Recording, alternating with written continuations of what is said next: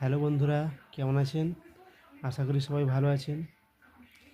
আরও একটি নতুন কবিতা নিয়ে হাজির হচ্ছি আপনাদের কাছে।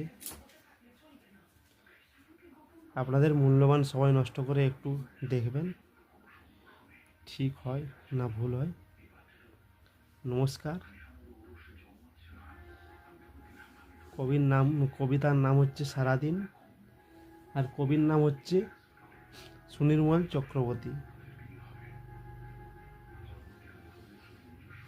শুরু করা যাক কবিতাটি।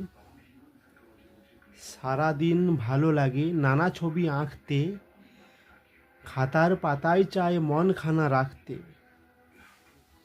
হিজিবিজি ভাবনারা মনে আসে যখনই, ছবি হয়ে খাতাটায় রয়ে যায় তখনই।